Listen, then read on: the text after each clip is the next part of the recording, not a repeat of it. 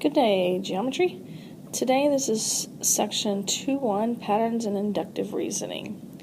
Inductive reasoning is reasoning based on patterns you observe. So you do it all the time, you just might not know it's called inductive reasoning.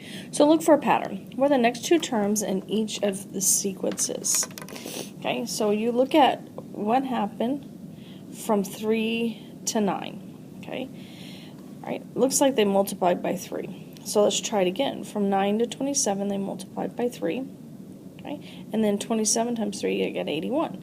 So they're consistently multiplying by 3. So the next two terms would be 81 times 3, which is 243. And then 243 times 3, which is 729. All right? That's inductive reasoning. Okay? All right, let's look at B. So this is a pattern. So you have a circle with a triangle, and then a circle with a square, and then a circle with a pentagon. So the next two choices, the circle's staying the same, but the figure inside, the polygon inside, is adding one side each time. So we have 3 in this one, then 4 sides, 5. So the next one would be a 6-sided figure.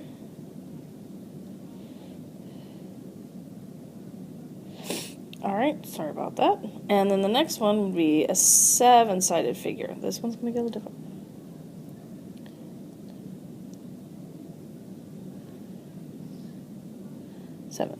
Okay, so that's inductive reasoning. Alright, a conjecture is a conclusion you reach by using inductive reasoning. A conjecture basically is an educated guess. Okay, based on the information you have, what is your best guess to the answer? That's a conjecture. Okay, so what will the next phase of the moon look like? So our conjecture is going to be our answer. Okay, and I think it's going to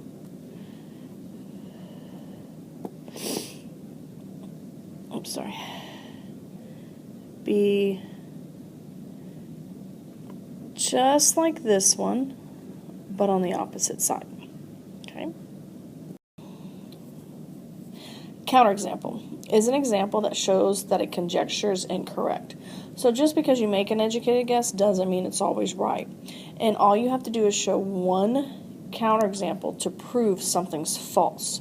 Okay? So for example, if the name of a month starts with the letter J, then it is a summer month. So they're thinking that June and July, which would make this statement true. Okay? But your whole point is to make this statement false. Find something that's called a counterexample that makes this statement false. And that would be January. Okay? It starts with J, and it is not a summer month. Okay? So you're not looking for true statements, you're looking for false statements. You're looking for things that make it false.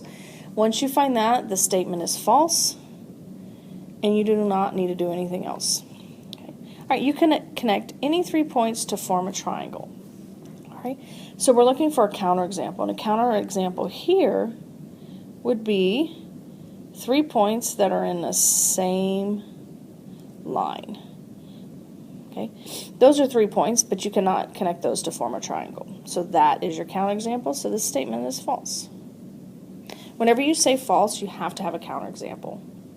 When you multiply by a number 2, the product is greater than the original number. So they're thinking, okay, if you take 3 times 2, 6. So the answer is larger than 3, which is correct here. But we're looking for a counterexample. So I'm going to try negative. So 3 times negative 2 is negative 6. This is not greater than 3. So that is a counterexample, and this is a false statement.